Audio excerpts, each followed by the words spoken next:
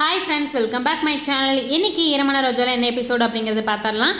இன்றைக்கி ரோகிணி முத்து ஆட்டோ ஓட்டுற விஷயத்த அவங்க மாமியார்கிட்ட சொல்கிறாங்க. மாமியார் உடனே இப்படி பண்ணிட்டானா, வீட்டு பத்திரத்தை வச்சு நான் அவனுக்கு கொடுத்த உடனே போய் நான் அவர்கிட்ட சொல்கிறேன் அப்படிங்கிற மாதிரி முத்தோட அப்பாகிட்ட போய் சொல்லிகிட்டு இருக்காங்க. அதுக்கப்புறம் முத்தோட அப்பா அவன் வரட்டு ஃபஸ்ட்டு என்னென்னு கேட்கலாம் அப்படிங்கிற மாதிரி இது பண்ணிகிட்டு இருக்காங்க.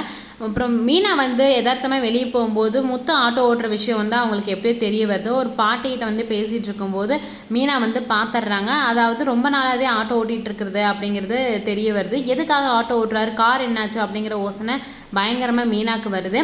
அப்போ முத்து அந்த பாட்டிகிட்ட யதார்த்தமாக பேசிகிட்டு இருக்கும்போது மீனாங்கிற பூ கட்டுவா, அவள் சூப்பராக கட்டுவா அப்படிங்கிற மாதிரி மீனாவை புகழ்ந்து பேசிகிட்டு இருக்காரு. மீனாவை அப்படியே ஒரு மாதிரி ஷாக்காக நிற்கிறாங்க. என்ன ஆச்சு, எதனால் இவர் காரை விற்றுட்டு ஆட்டோ ஓட்டுறாரு அப்படிங்கிற யோசிச்சுட்டே மேலே வராங்க. மேலே தான் அவங்க மாமியார் உடனே குத்தி காட்டுற மாதிரி பேசுகிறாங்க. வாடி, ஊர் சுற்றிட்டு இப்போ தான் வரையா, வீட்டில் என்ன வேலை செஞ்சாலும் ஊர் சுற்றிட்டு தான் வருவேன் அப்படிங்கிற மாதிரி சொல்கிறாங்க. உடனே ஓன் பர்சன் உனக்கு தகுந்த மாதிரியே இருக்கா அப்படி இப்படின்னு சொல்கிறாங்க. என்ன ஆச்சுத்தை, எதனால் இப்படி பேசுகிறீங்க அப்படிங்கிற மாதிரி சொல்கிறாங்க. மொத்தம் ஆட்டோ ஓட்டுற விஷயத்த மீனாட்ட சொல்லும்போது ஆமாத்தை நானே இப்போ தான் பார்த்தேன், என்ன ஆச்சுன்னு தெரியல அப்படிங்கிற மாதிரி சொல்கிறாங்க. அதுக்கப்புறம் எல்லாத்தையும் கூப்பிட்டு வச்சு அப்படி இப்படின்னு சொல்லிட்டு இருக்காங்க. அதாவது முத்து ஆட்டோ ஓட்டுறான் அப்படிங்கிற மாதிரி. முத்தும் கரெக்டாக வந்துடுறாங்க. அப்போ ரோகிணியும் மனோஜும் மாறி மனோஜ் வேலைக்கு போகாமல் இருந்ததை மட்டும் டிவியில் போட்டு எப்படி அசிங்கப்படுத்துறீங்க, இப்போ நீங்கள் என்ன பண்ணிட்டு இருக்கீங்க, நீங்களும் வீட்டுக்கு தெரியாமல் ஏமாற்றிட்டு இருக்கீங்க அப்படிங்கிற மாதிரி எல்லோரும் என்கொயரி பண்ணுறாங்க.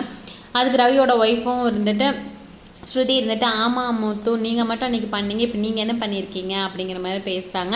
அதுக்கு மீனா அவர் எது பண்ணாலும் கரெக்டாக தான் இருக்கும் அப்படிங்கிற மாதிரி சொல்கிறாங்க. ஒரு வழியாக சமாளிச்சுட்டு போயிடுறாங்க. ஆனால் முத்து எந்த உண்மையும் சொல்லலை.